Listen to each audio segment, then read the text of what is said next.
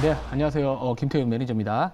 오늘 목표가 달성한 종목이 지금 두 종목이라고 좀 말씀을 하신 것 같은데, 사실 이제 인테그엑 플러스 같은 경우에는 약간의 좀 그 가격에 대한 부분들이 좀 체크를 해봐야 될 것 같습니다. 2차 목표가를 제가 아마도 45,000원으로 말씀을 방송 중에 드렸던 걸로 알고 있기 때문에 2차 목표가 도달 여부는 조금 더 체크를 해봐야 될 것 같고요.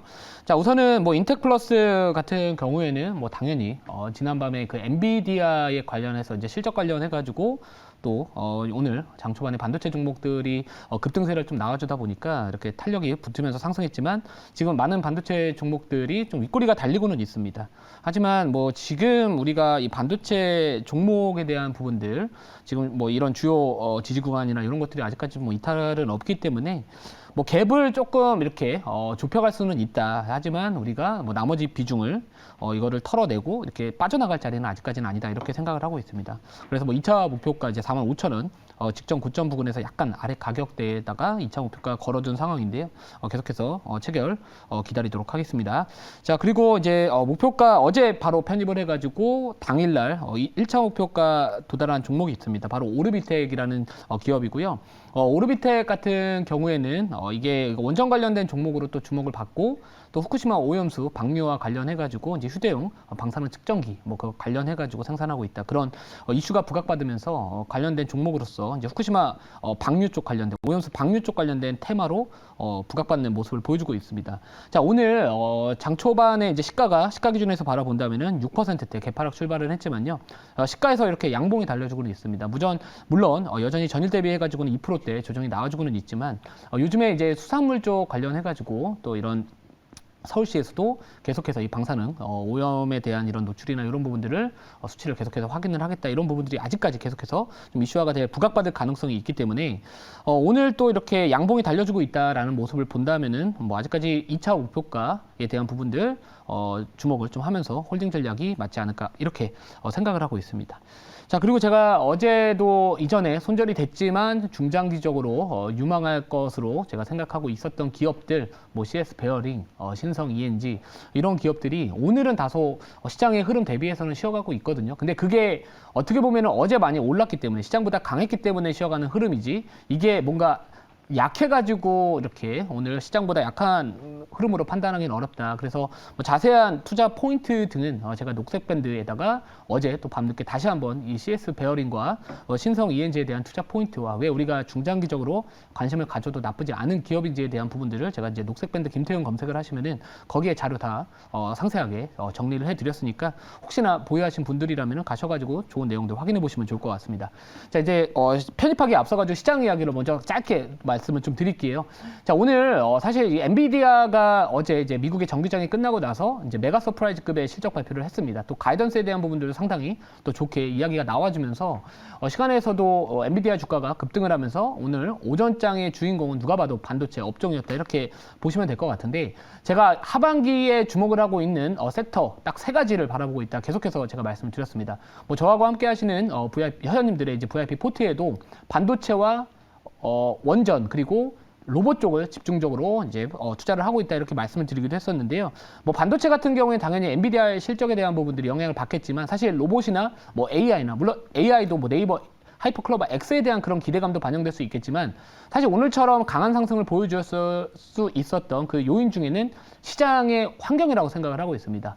자, 그동안에 미국의 국채금리 특히나 10년물 국채금리가 계속해서 상승을 하면서 전체적으로 이제 이 성장주에 대한 이 하방 압력을 좀 주고 있는 상황에서 지난밤에 미국의 10년물 국채금리가 꺾이는 모습을 보여주기도 했고요. 또 여기에 환율 시장에서 원달러 환율도 또 하락하는 모습을 보여주었다는 거죠. 그렇기 때문에 지금 이 미국의 이 S&P 500 글로벌 제조업 지수나 아니면 뭐 서비스업 지수도 시장의 예상치보다 안 좋게 나왔기 때문에 자, 시장은 지금 다시 한번 긴축 정점에 대한 정점론에 대한 그 부분이 다시 한번 재부각이 되고 있다 이렇게 보시면 될 것 같습니다. 자, 그렇기 때문에 뭐 오늘 같은 경우에 뭐 물론 네이버 이 행사가 있었기 때문에 조금 더 탄력성이 강했지만 사실 윗꼬리가 달릴 수도 있었다. 만약에 미국의 국채금리나 이런 부분들이 여전히 높은 수준을 보여주었다면 성장주에 대한 하방 압력을 받을 수 있기 때문에 그런 부분들은 오늘은 그래도 다행히 성장주한테 상당히 좀 좋은 환경을 제공을 했다 이렇게 보시면 될 것 같습니다.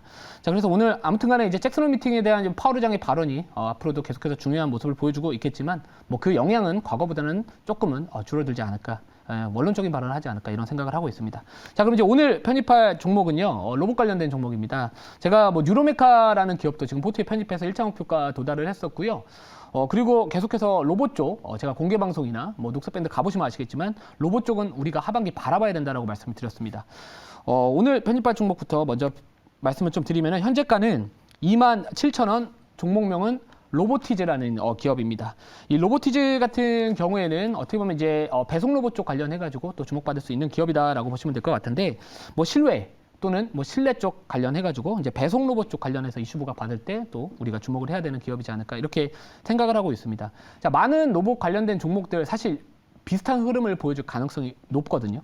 예, 비슷한 흐름을 보여줄 가능성이 높은데 최근에 조금 쉬어갔다가, 그러니까 주목받다가 한번 파동을 만들고 나서 다시 한번 이제 상승 파동의 초입이라고 생각을 하고 있습니다. 자, 그렇기 때문에 뭐 뉴로메카도 여전히 좋다라고 생각을 하고 있고요. 뭐 대부분의 로봇들은 여전히 좋다라고 생각을 하고 있는데 뭐 자세한 내용은 제가 자료 보면서 좀 말씀을 드릴게요. 1차 목표가는 5%로 잡도록 하겠습니다. 자, 우선은 사실 이제 우리가 성장주 투자를 했었을 때 제일 중요한 거는 어떤 뭐 업황이나 이런 부분도 상당히 중요하겠지만 그 시장에서 우리가 성장주를 투자를 해야 되는 분위기인지 아닌지를 판단하시는 게 좋을 것 같습니다. 우리가 보통 일반적으로 성장주 같은 경우에는 실적이 찍혀주지 못하는 기업들이 많고요. 결국에는 실적에 대한 부분들이 찍혀주지 않고 있기 때문에 사실 그동안에 그 공격적인 금리 인상을 하면서 그 성장성에 대한 기대감만으로 올랐던 성장주들이 사실 쉽지 않았던 건 사실입니다. 왜냐하면 미래에 대한 성장성 자체, 우리가 보통 이 가치평가를 했었을 때 미래에 대한 이런 추정 재무제표를 구하게 되는데 그 성장률에 대한 기반이 꺾일 수 있다는 거죠. 왜냐하면 고금리가 되면은 소비자들의 소비가 위축이 될 것이고 기업들의 투자 또한 같이 위축이 되기 때문에 그 성장률이 꺾이기 시작하면 성장주들은 당연히 주가가 조정폭이 크게 됩니다. 근데 다시 한번 요 흐름을 좀 말씀을 드리면은 현재 보시는 차트는 미국의 10년물 국채금리의 일봉 차트라고 보시면 될 것 같습니다.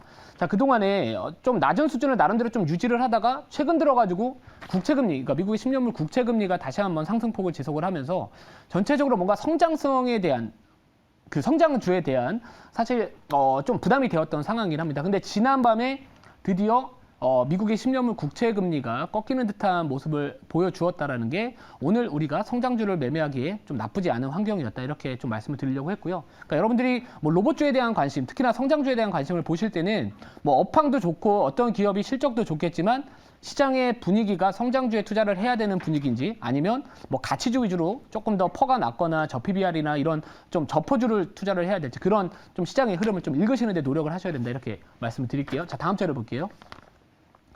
자, 그리고 이제 특히나 오늘 로봇주들이 또 관심을 받을 수밖에 없었던 이유는 방금 말씀드렸던 미국의 뭐 국채금리가 하락을 했다. 그리고 연준의 어떻게 보면 이 주요 경제 지표가 이번에 좀 S&P 글로벌 500 글로벌에 대한 부분들이 S&P 글로벌 그 제조업이나 서비스업 지수가 시장 예상치보다 안 좋았게 나왔기 때문에 긴축 정점론에 대한 이 재부각 가능성이 높아지고 있는데 사실 이 부분도 영향을 주었다라고 볼 수밖에 없을 것 같습니다.